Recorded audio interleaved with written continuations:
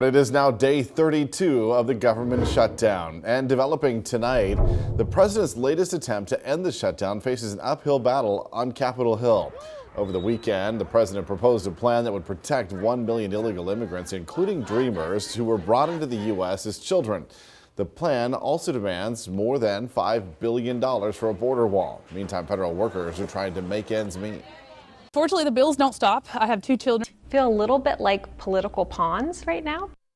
The Senate will hold 2 votes on Thursday on the president's plan and another from Democrats, which will reopen the government through February 8th.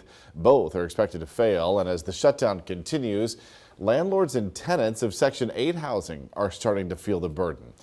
KSBY's Megan Healy spoke to People's Self-Help Housing and joins us live in San Luis Obispo with how the organization plans to avoid evicting people. Megan? Good evening, Richard. Well, the Housing Choice Voucher Program, also known as Section 8 housing, is a federally funded program that helps make housing more affordable for low-income families. But since the government is still in a shutdown, people depending on that housing assistance are worried they might lose their home.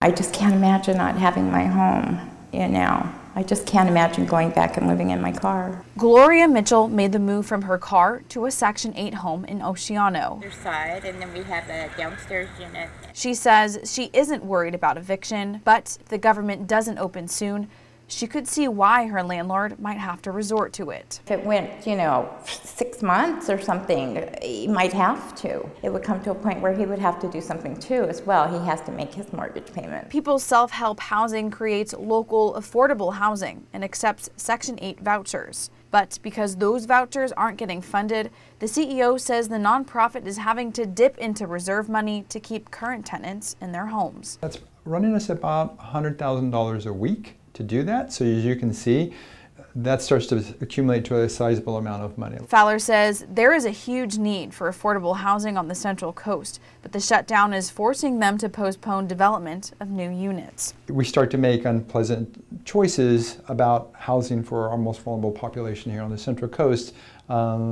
because those funds will need to go just to keep the people who are currently housed in their homes. The U.S. Department of Housing and Urban Development has only approved these vouchers through the month of January, which means by February, Section 8 landlords may not get the full amount of rent due to them, and tenants may be expected to pay the full price rather than the usual 30% of their monthly income. Now, I reached out to Haslo, it's the local housing authority that distributes those Section 8 vouchers, and did not hear back. But according to their website, it says that Haslo will be able to make those January payments without interruption, but there was no mention of what could happen beyond that. Live in San Luis Obispo, I'm Megan Healy, KSBY News. Okay, Megan, thank you. According to the Center on Budget and Policy Priorities, nearly 500,000 Californians used federal assistance to rent affordable housing in 2016.